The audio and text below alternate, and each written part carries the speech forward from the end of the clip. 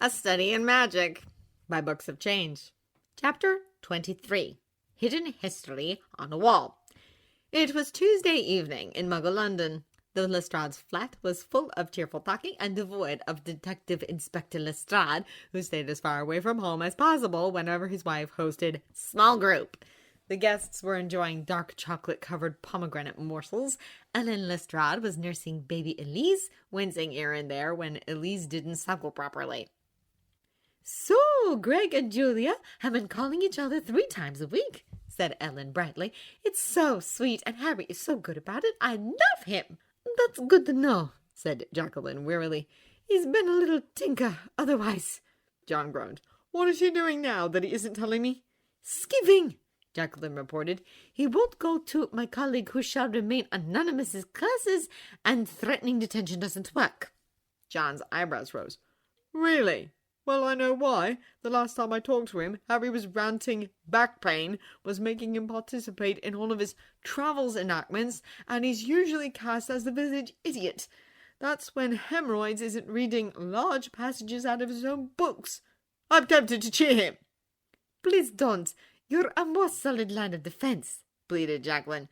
Then she sighed. "I'm starting to really understand what they mean by the power struggle against students. I want Harry to go to class and show his teachers respect, but forcing him isn't going to change his heart, and that's the important thing." "Yeah," said Becky, making a sharp chopping gesture. "You know what? That's exactly it. I keep trying to change my students' behavior, but their attitude? Even if they do what you tell them to, you can tell that they don't care." A point for emphasis. "They want to dip out." Another one. "And they're not listening." Final point. "But how do you address this?" said Jacqueline. "I can't just let it go. There are deeper character issues at stake.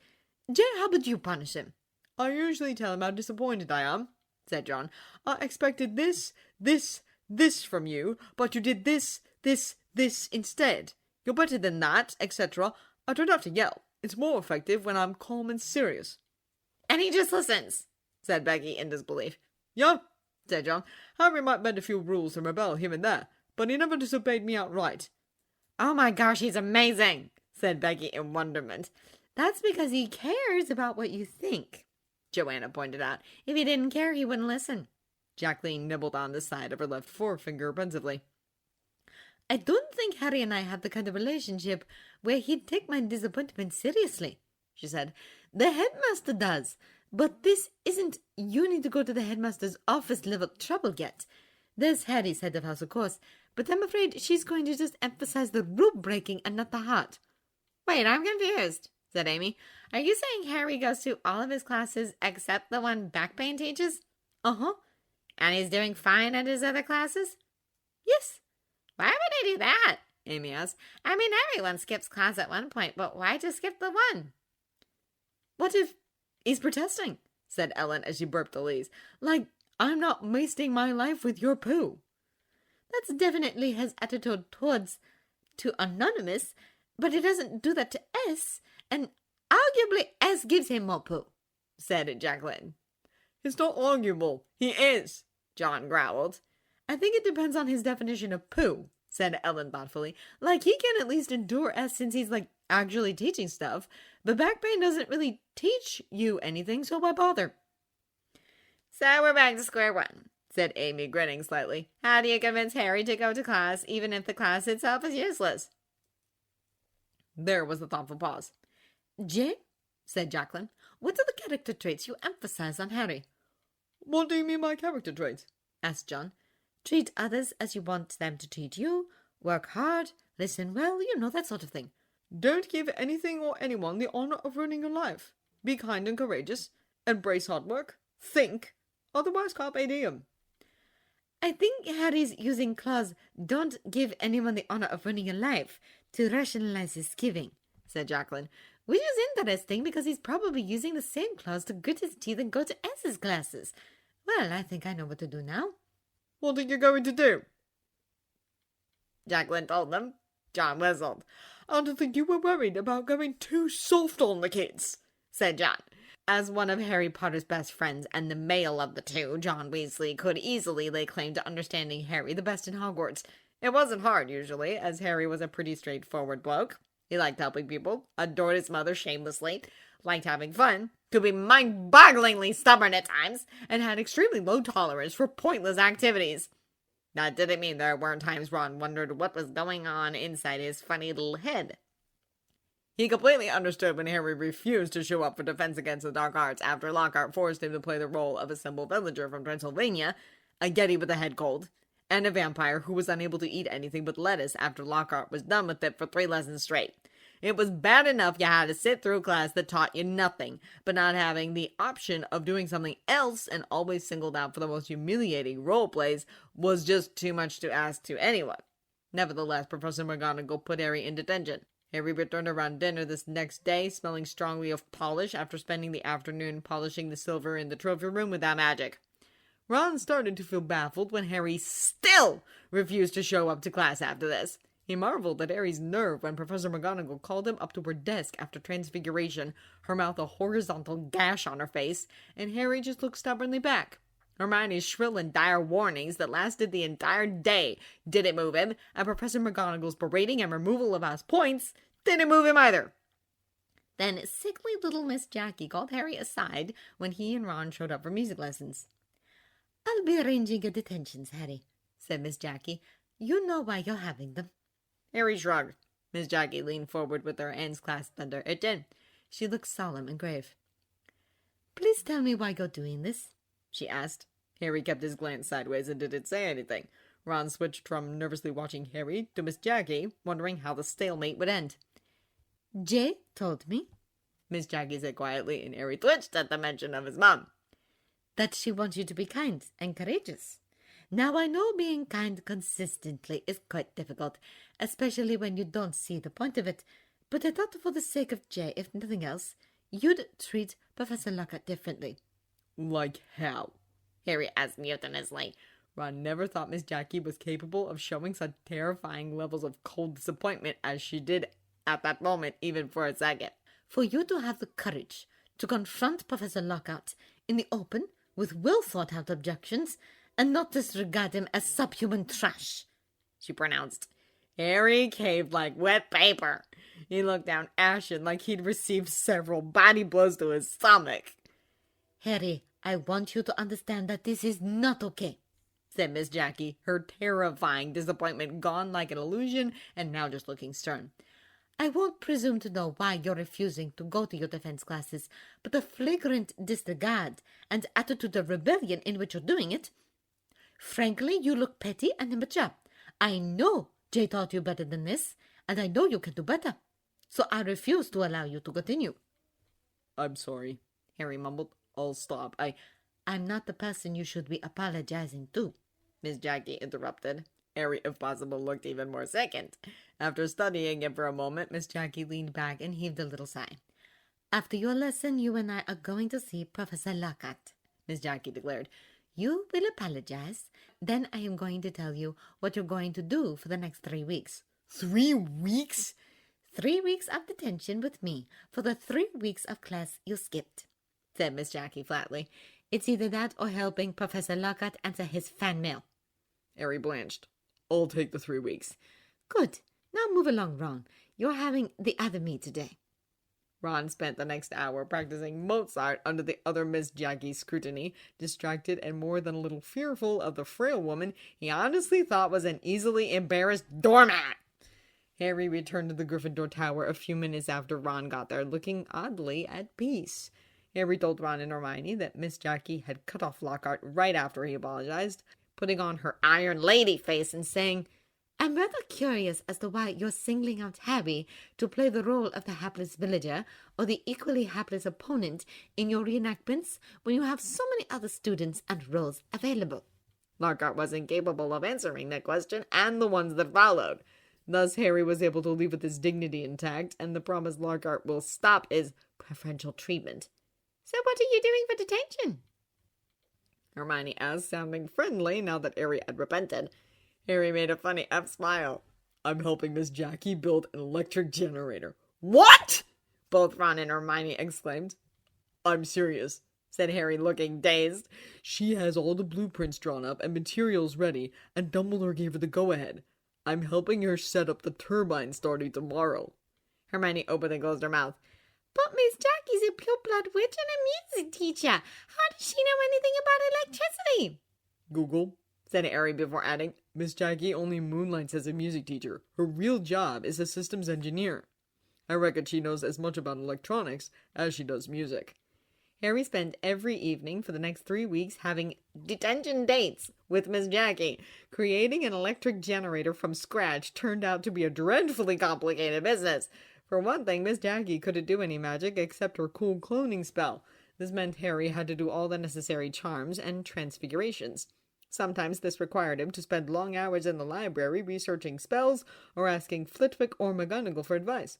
Also, Harry had to learn algebra, geometry, and physics in order to correctly calculate the amount of electricity the turbine was generating.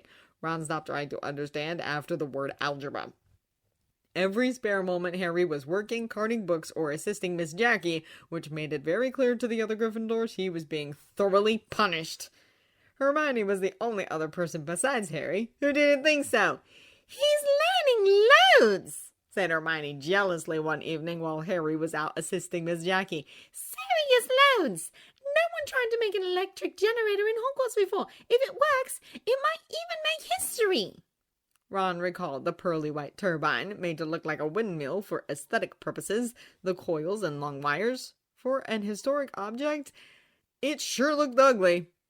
Hermione's response to the project was predictable and expected because she was weird like that, but he couldn't even begin to understand Harry's willingness to do all the work when he wasn't weird like Hermione. Okay, so perhaps avoiding Lockhart was reason enough for Harry, but Ron still couldn't wrap his brain around it. Wasn't it better to suffer only 3 hours instead of 3 whole weeks? Maybe you should start skipping defense against the dark arts too, so you can join Harry in detention, Ron said. But it's important, said Hermione, scandalized. Ow! I don't remember learning anything except not setting pixies loose. Well, there's the homorphous charm, said Hermione, floundering. I don't think I read about that elsewhere, and the babbling curse, and...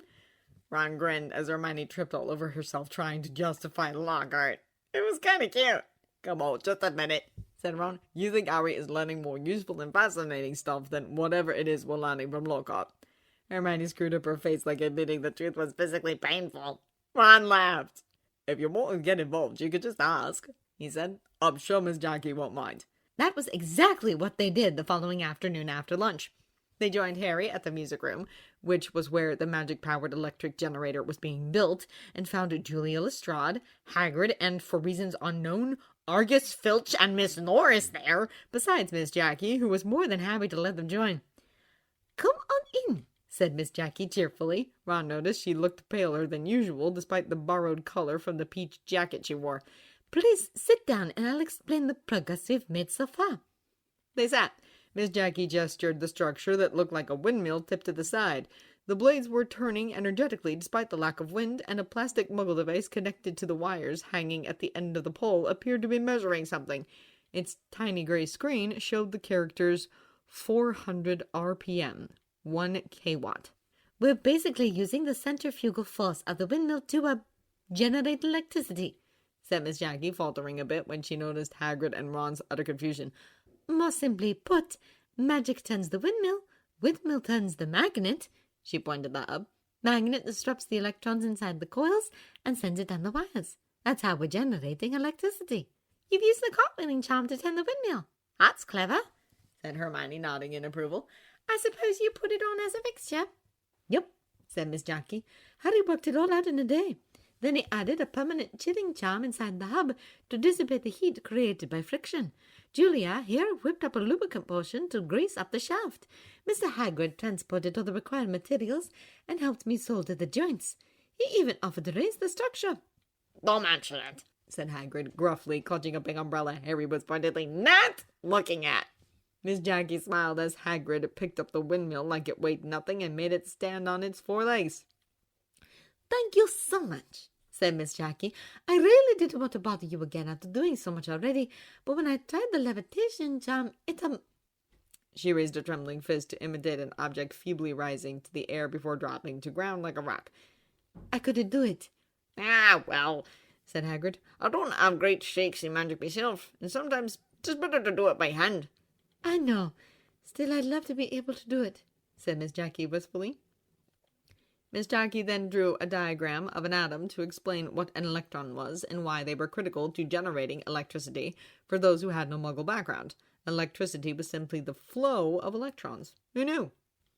Then Miss Jackie showed them all the charge controllers she'd built.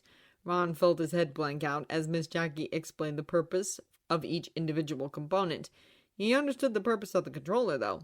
Since automation charms like the cartwheeling spell had the tendency to get tired or too excited depending on the mood, the controller was there to monitor the voltage, a measurement of electricity, of the batteries in the system, and send the power from the turbine into the batteries to recharge them, or dump the power into a secondary load if the batteries were fully charged, thus prevent overcharging and destroying the batteries.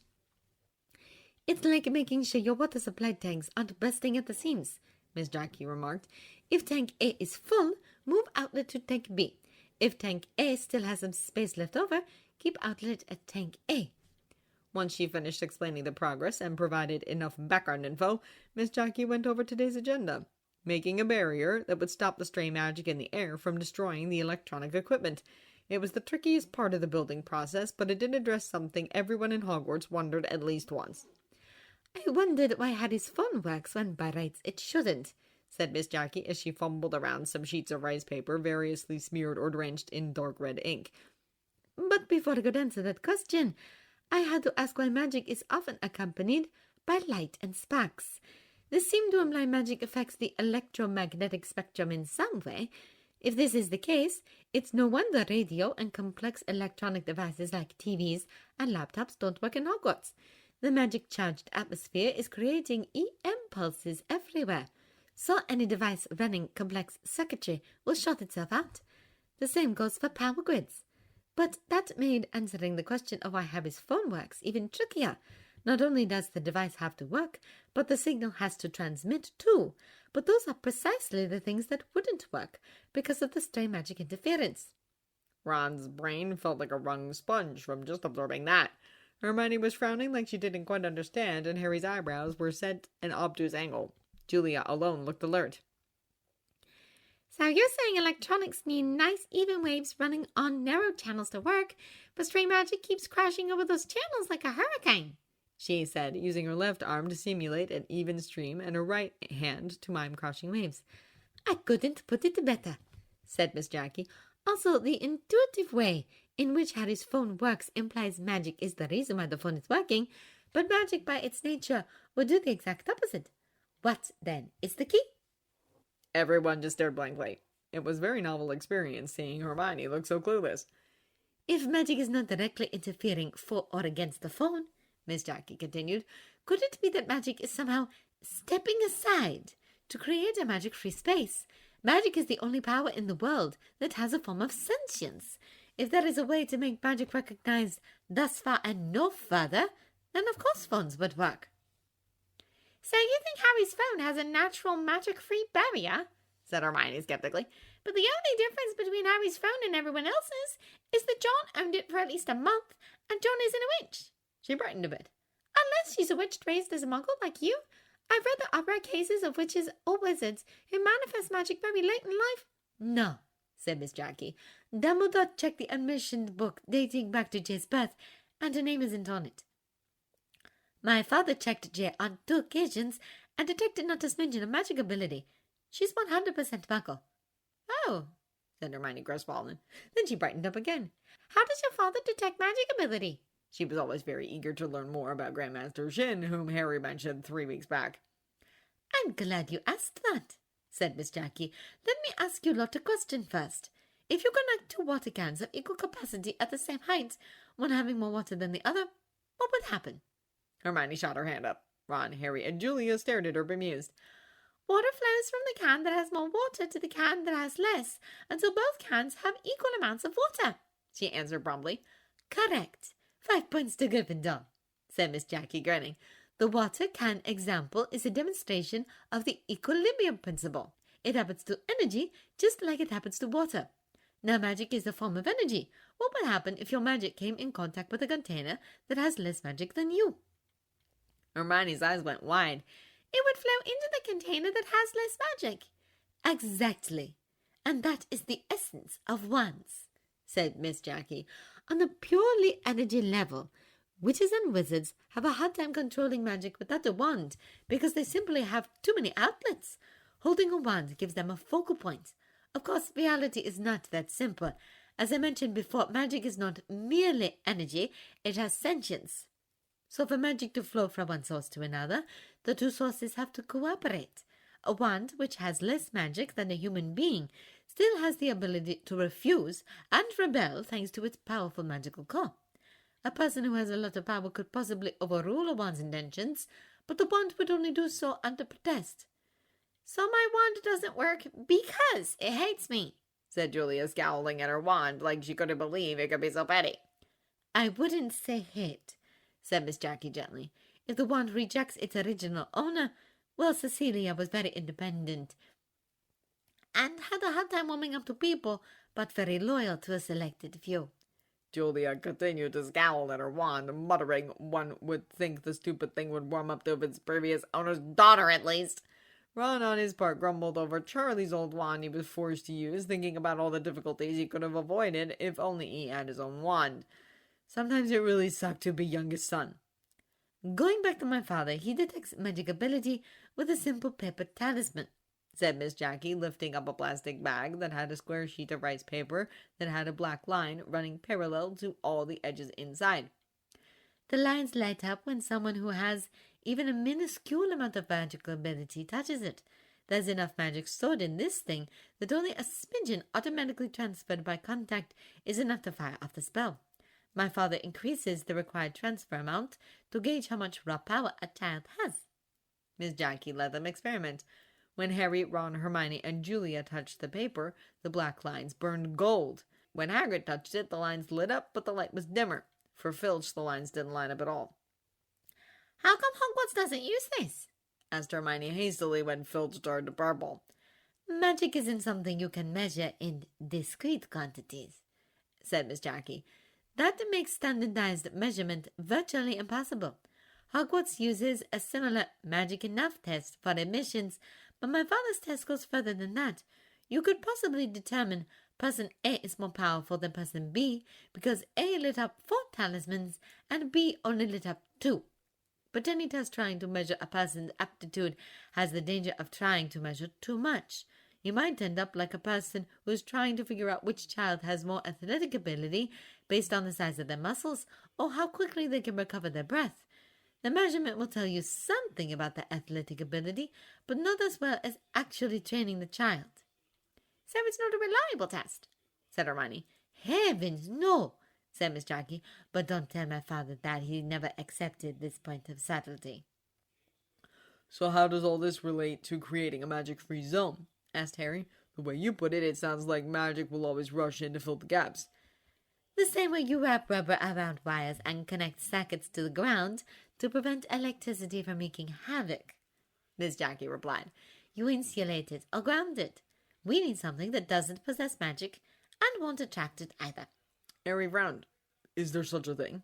If by definition a muggle or a squib is someone who neither has the ability to generate or use magic, said Miss Jackie, could it be the very person is a magical insulator or a grounder? All 6 jaws dropped. I wondered why Hogwarts always had an honorable resident squib, said Miss Jackie, giving Filch a small bow. The practice dates back to the 4 founders, but no explanation was given in the history books. But if you think about the physical properties of magic, you could postulate magic will act more erratically in magic-rich environments without a squib or a muggle to ground it down.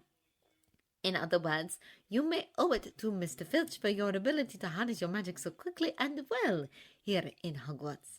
The 4 students plus Hagrid stared at Filch in horror. Filch gaped open-mouthed at Miss Jackie, looking rather comical with his eyes popping out until he whirled around to puff at his chest and pound a fist on it. "Heard that?" he owled, his eyes bulging alarmingly and spit flying everywhere. "You brats only get to do any magic at all here because of me. Me!" Yes, Mr. Filch. I can't tell you how grateful I am that you're here, said Miss Jackie sincerely, much to Ron's palpable shock. Mr. Filch kindly donated a bit of his blood so I could create an anti-magic barrier, which just a glorified sheet of paper painted in ink mixed with a bit of his blood And yes, Miss Jackie said at Ron and Hermione's shocked faces, I used blood. Because human blood is a powerful magical substance, or anti-magical substance in this case. But using human blood is dark magic, Ron protested. Miss Jackie blinked at him. That would mean around 80% of Oriental magic still being practiced today is dark magic, she said. Many magic practitioners in Asiatic countries don't use wands, but mix their own blood in ink to create what is popularly known as fuda, or paper talismans, as they're sometimes called. Is that what you're saying? No, said Ron quickly, because obviously that was what he was supposed to say. Miss Jackie gave him a crooked smile. I should also mention, until the Roman Republic triggered the first magical renaissance, magical beasts weren't creatures you could approach or capture without seriously endangering your life. That's why dragon slaying and unicorn capturing was such a big deal. It wasn't until 200 AD did wands with magical creature cards gain prominence in Europe. Until that point, the only substance powerful enough to allow a witch or a wizard to channel their magic that was also readily available was blood. So for the longest time, blood was the only feasible way for witches and wizards to properly use their magic. Of course, there were people who thought the more blood you used, the more powerful the wand would be. Ron swallowed as the implications fell into place. Harry, Hermione, and Juliet looked no less disturbed. Muggles don't fear us without reason, said Miss Jackie quietly. We have several thousands of years of human blood sacrifice history to answer for. Muggles are still digging up mass graves of children sacrificed in order to create blood-based wands in Carthage, and you'll find archaeological remains of similar sites all around the world. We know better now. It's not about the amount of blood used, but the power of the blood's owner. But it's understandable. A lot of witches and wizards think blood magic equals dark magic.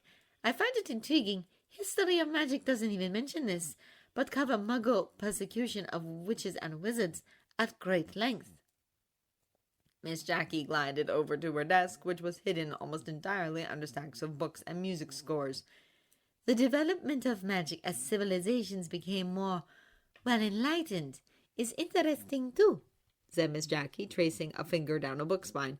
A popular proverb in magical communities of early 1st and 2nd century AD is, befriend thy magic but not thine wand. Or another variant, thy magic thine friend forever, the medium never ever. Blood wands were still the dominant way at that point in history. The proverb vanishes in Europe when the magical creature called wands became more readily available, but it is still taught in many Oriental countries. I grew up learning it too, but I digress. She turned to face them. I'm not saying it's okay to use human blood for benign intentions, because I honestly don't know, and frankly I'm biased, said Miss Jackie. What I'm trying to say is this. Don't jump to conclusions. That's it, said Miss Jackie, clapping her hands and holding them together.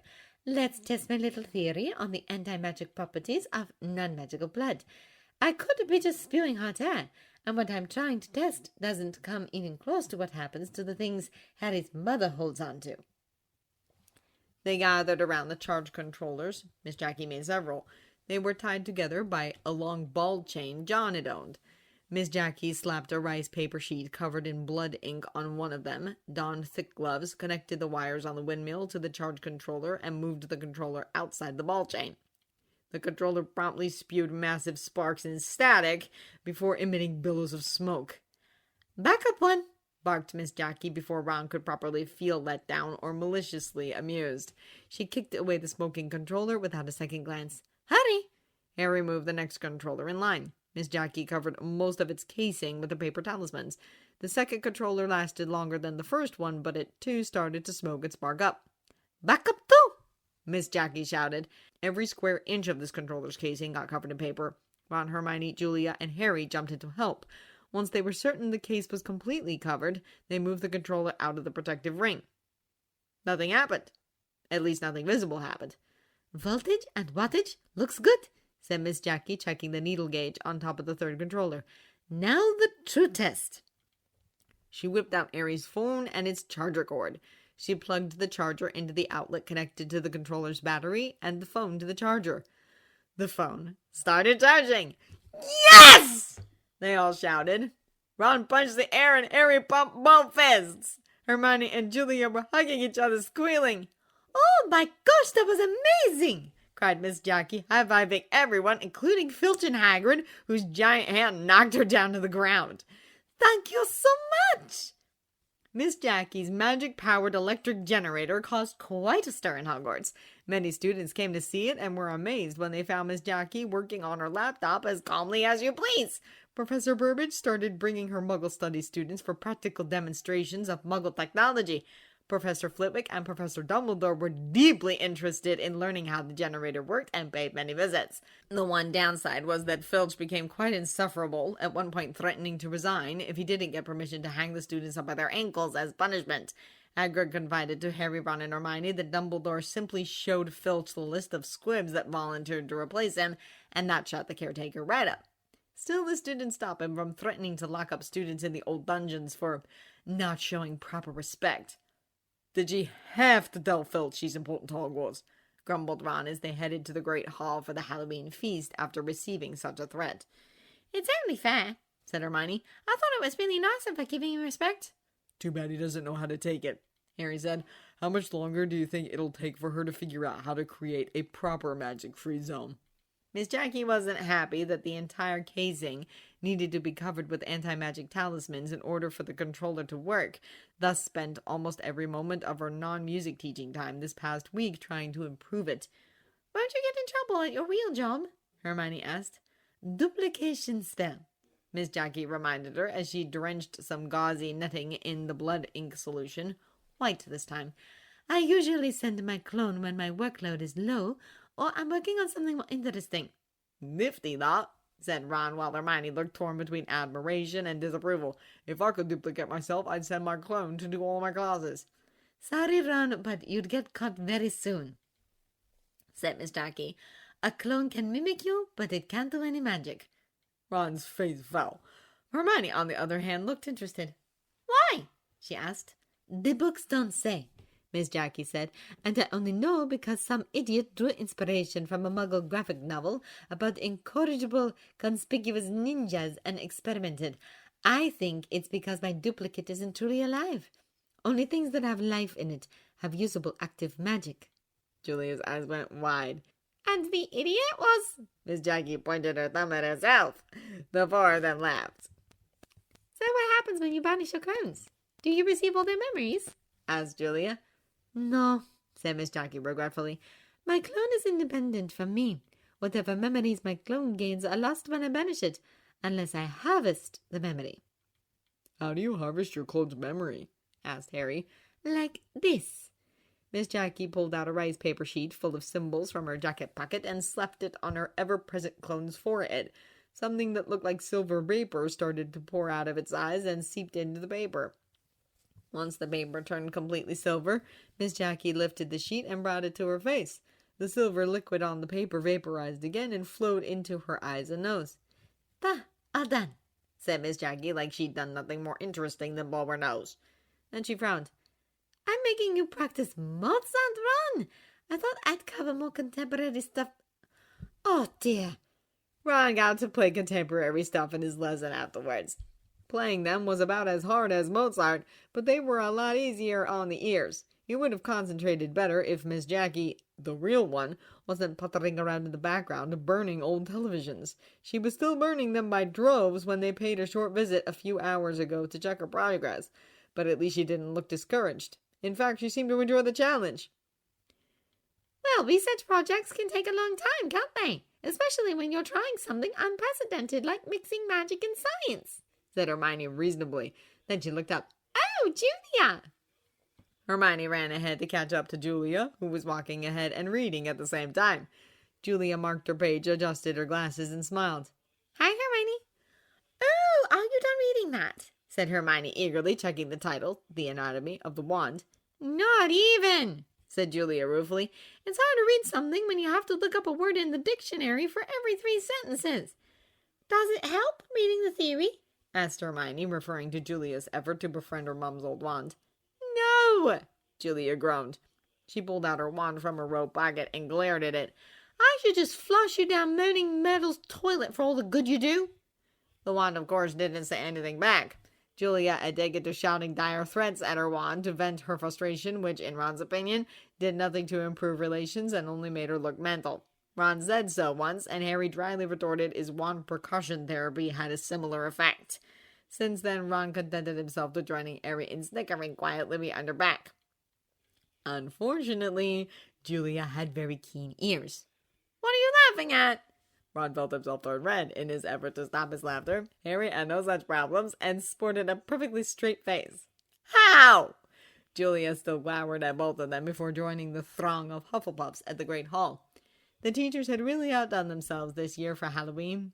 Besides the usual live bats, Hagrid's vast pumpkins were carved into lanterns large enough for 3 men to sit in it, and Dumbledore booked a dancing troupe of skeletons for entertainment. The food was exceptional. Even Harry didn't lose his appetite over the pork chops and sausages as he usually did, and happily devoured the grilled marinated beef ribs, Vietnamese spring rolls, and jacket potatoes.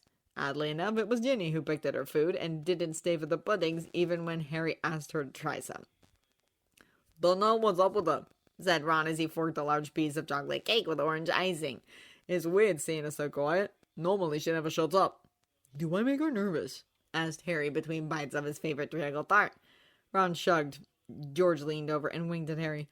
Oh no, Harry, you've been quite the gentleman to her. But here's the problem, said Fred. She wants to spend more time with you, but you're always so far away.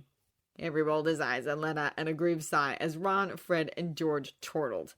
Ron, Harry, and Hermione, and Ron's brothers, except Percy, lingered long over the desserts, laughing and talking, until McGonagall dismissed all the students.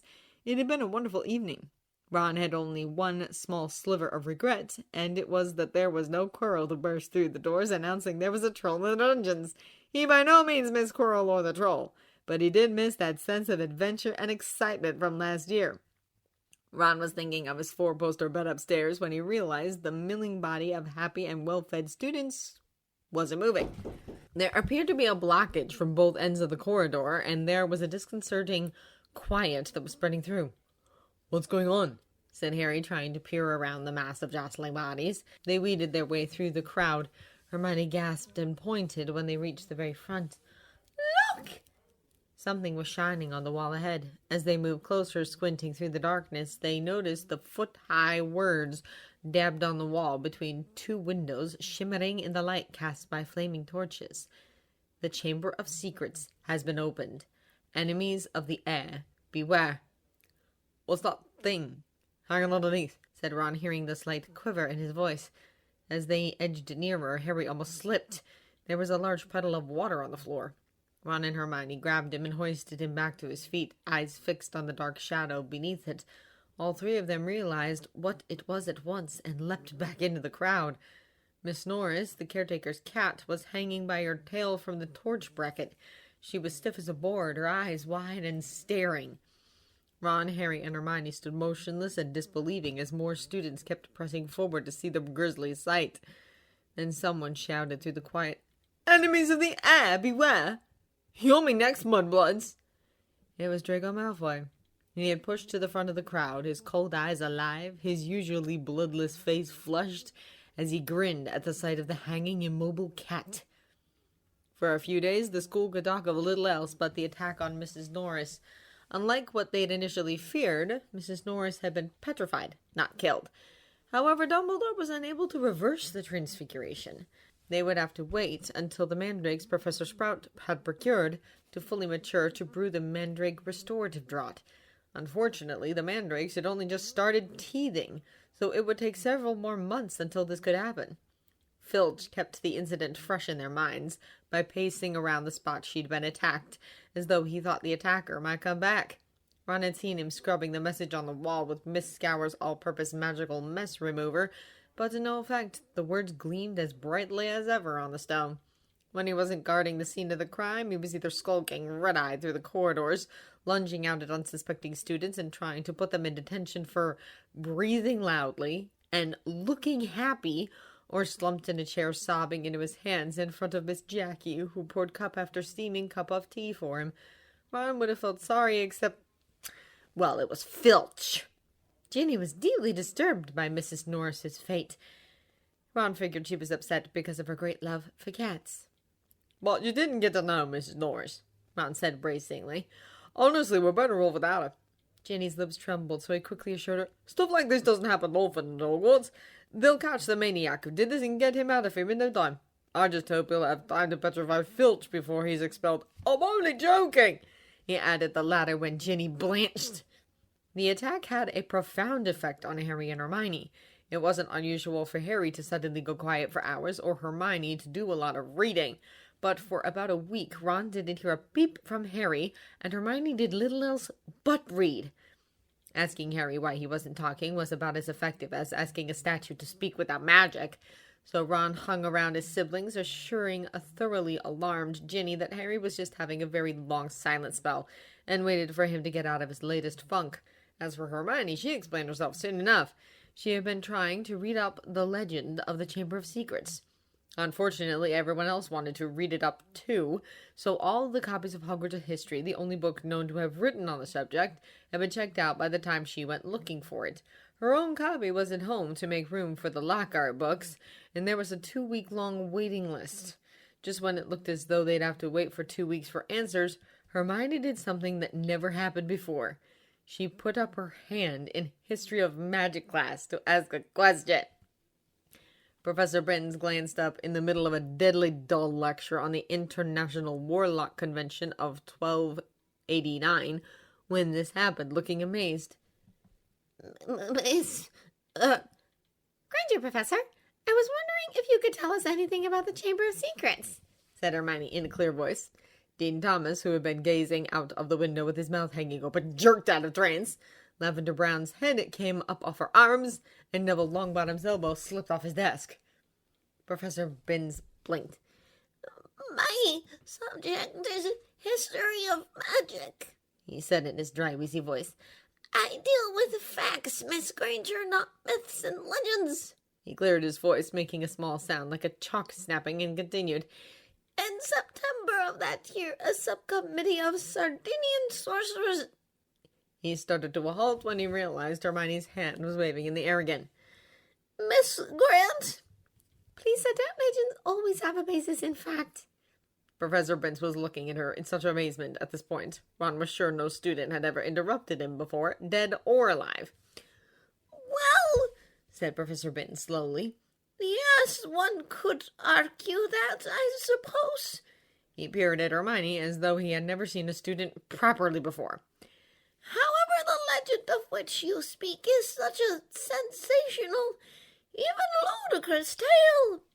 But the whole class was now hanging on Professor Binns' every word.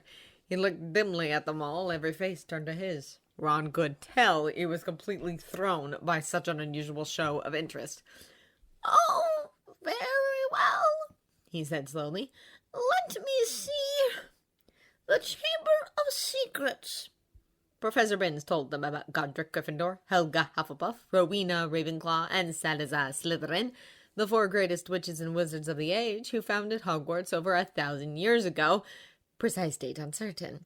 For years they worked together in harmony, seeking out youngsters who showed signs of magic and bringing them to the castle to be educated far away from prying Muggle eyes during a time witches and wizards suffered much persecution. Then a rift grew between Slytherin and the others because Slytherin wanted to be more selective about the students admitted to Hogwarts. He disliked taking students from Muggle parentage, believing them to be untrustworthy. After a while, there was a serious argument on the subject between Slytherin and Gryffindor, and Slytherin left the school. Reliable historical sources tell us this much, said Professor Binns after a brief pause. But these honest facts have been obscured by the fanciful legend of the Chamber of Secrets. The story goes that Slytherin had built a hidden chamber in the castle, of which the founders knew nothing. Slytherin, according to legend, sealed the Chamber of Secrets so that none would be able to open it until his own true heir arrived at the school. The heir alone would be able to unseal the Chamber of Secrets, unleash the horror within, and use it to purge the school of all who were unworthy to study magic. There was an uneasy silence as everyone continued to watch him, hoping for more. Professor Binns looked faintly annoyed.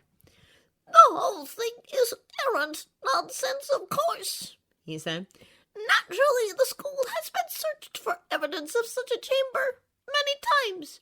By the most learned witches and wizards, it does not exist. A tale told to frighten the gullible.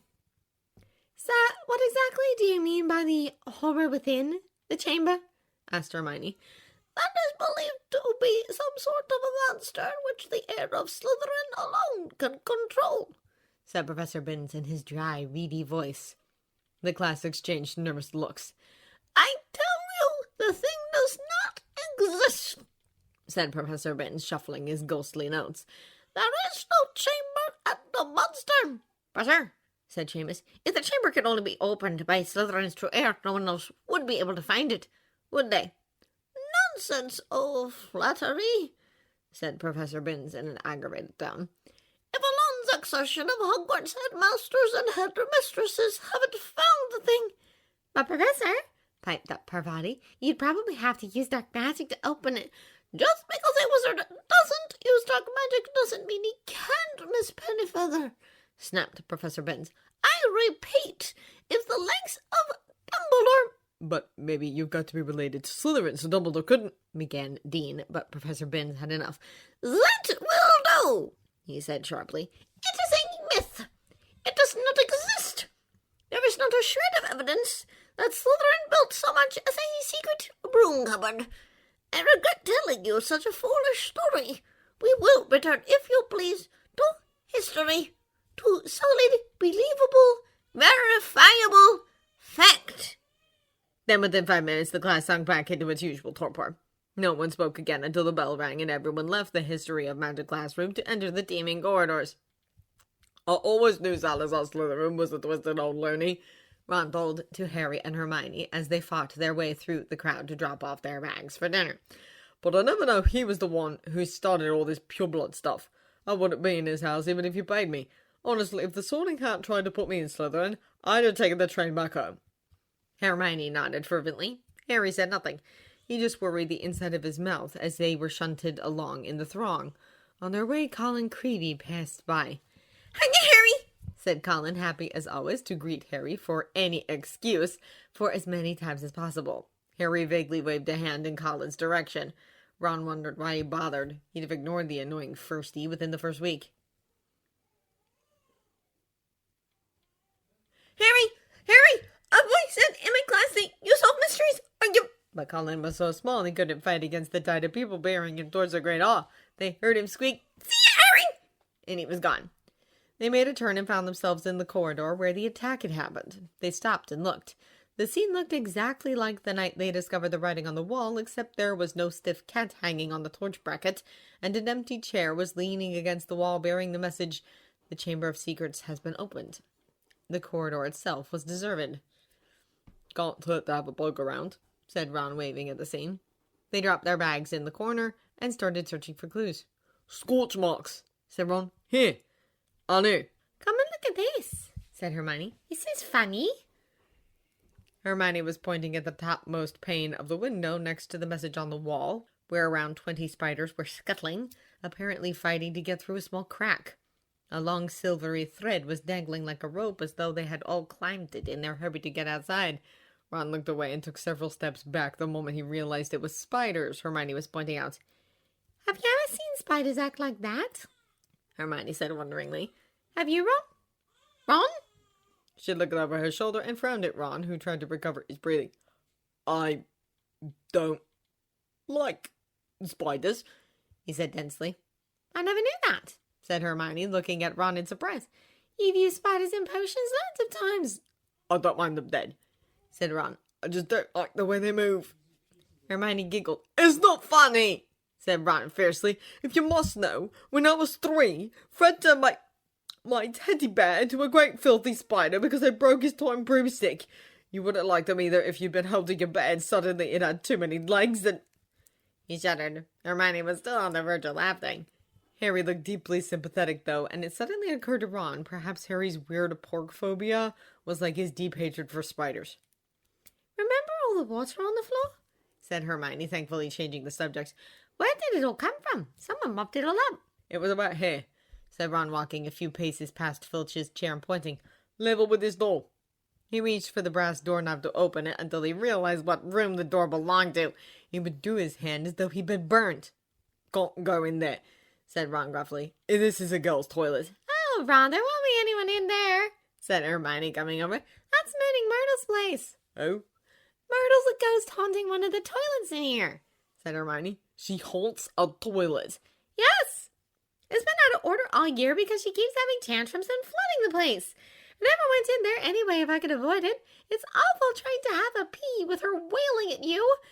Anyway, let's have a look. Ignoring the large out of order sign, she opened the door. It was the gloomiest, most depressing toilet room Ron had ever seen. Under a large cracked and spotted mirror were a row of chipped sinks. The floor was damp and reflected the dull light given off by the stubs of candles burning low in their holders. The wooden doors to the stalls were flaking and scrounged, and one of them was dangling off its hinges. Hermione put her fingers to her lips and set off towards the end stall. When she reached it, she said, Hello, Myrtle. How are you? Harry and Ron went to look. A squat ghost of a girl was floating above the tank of the toilet, picking a spot on her chin, wearing the glummest face Ron had ever seen, half hidden behind lank hair and thick pearly spectacles. This is a girl's toilet, said Myrtle, eyeing Ron and Harry suspiciously. They're not girls. No, Hermione agreed. I just wanted to show them how, nice it is in here. She waved vaguely at the dirty old mirror and the damp floor. Hermione was never a good liar. Ask her if she saw anything. Ron whispered at Hermione. What are you whispering? Said Myrtle, staring at him. Nothing, Said Ron. we wanted to ask. I wish people would stop talking behind my back, Said Myrtle in a voice choked with tears. I do have feelings, you know, even if I am dead. Myrtle, no one wants to upset you, Said Hermione. Ron, only no one wants to upset me. That's a good one. Howled Myrtle. My life was nothing but misery at this place, and now people come along ruining my death. We wanted to ask you if you've seen anything funny lately, Said Hermione quickly. A cat was attacked right outside your front door on Halloween. Did you see anyone near here that night? I wasn't paying attention, Said Myrtle dramatically.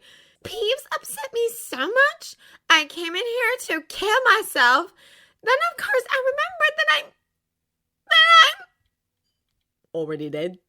Said Ron helpfully. Myrtle gave a tragic sob, rose up in the air, turned over, and dived headfirst into the toilet, splashing water all over them and vanishing from sight, although from the direction of her muffled sobs she had come to rest somewhere in the U-bend. Harry and Ron stood with their mouths open, but Hermione shrugged wearily and said, Honestly, that was almost cheerful for Myrtle. Come on, let's go. She had barely closed the door on Myrtle's gurgling sobs when a loud voice made all three of them jump. Ron! Percy had stopped dead at the head of the stairs, prefect badge agleam, and an expression of complete shock on his face. That's a girl's toilet! He gasped. What were you? Ron was about to say they were just going around searching for clues, but Harry opened his mouth first. I really needed to pee. And just like that, Harry started talking again. Percy was so thrown off, he momentarily forgot he was angry. Get away from there! Percy said gruffly, striding towards them and starting to bustle them along, flapping his arms. Don't you get what this looks like? Skulking around here while everyone's at dinner, especially you, Harry, after not talking for a week.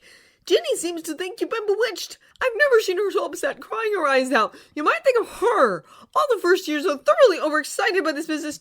You don't care about Ginny, said Ron, feeling his ears reddening. You're worried we're going to mess up your chances of being head boy. Enough!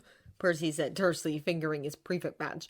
Go to dinner, or I'm taking off points, and no more troublesome behavior from you, or I'll write Mum! And he strode off the back of his neck, as red as Ron's ears. Ron, Harry, and Hermione ensconced in the music group to avoid Percy that night. Ron savagely practiced on the piano, missing the notes he normally had no trouble hitting out in his anger. Hermione worked on her charms homework, and Harry pored over his phone. Finally, frustrated at the mistakes he kept making, Ron slammed all his fingers on the keys and fumed. Hermione surprisingly didn't tell him off and shut her copy of the Standard Book of Spells Grade 2. Who can it be, though? she asked quietly, as if she was restarting a conversation they'd started earlier. Who would want to frighten all the Muggle-borns out of Hogwarts? Let me think, said Ron in mock puzzlement. Who do we know thinks all Muggle-borns are scum? He looked at Hermione meaningfully. Hermione looked back unconvinced. If you're talking about Malfoy... Of course I am, said Ron. You heard him. You're my next mudblood. Come on, you've only got to look at his foul rat face to know it's him. Malfoy, the heir of Slytherin, said Hermione skeptically. Look at his family, cried Ron. The whole lot of them have been in Slytherin. They could easily be Slytherin's descendants. His father's definitely evil enough, being a top you-know-who supporter and all. They could have had the key to the Chamber of Secrets for centuries, handing it down father to son. Well, said Hermione cautiously. I suppose it's possible. Well, how do we prove it? Said Ron darkly. Let's back up a bit, said Harry, speaking as if he never took a break from talking. The heir of Slytherin can open the Chamber of Secrets and control the monster inside. There's definitely a monster involved, seeing as Mrs. Norris was petrified, and even Dumbledore couldn't cure her immediately.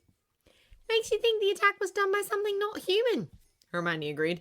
And while it's possible Malfoy has the key to the Chamber of Secrets, he's iffy on the controlling monster part. Harry continued. Remember how much trouble we had with a baby dragon? The monster's gotta be somewhere on the same level. How do you tame a monster anyway? There's definitely something we're missing.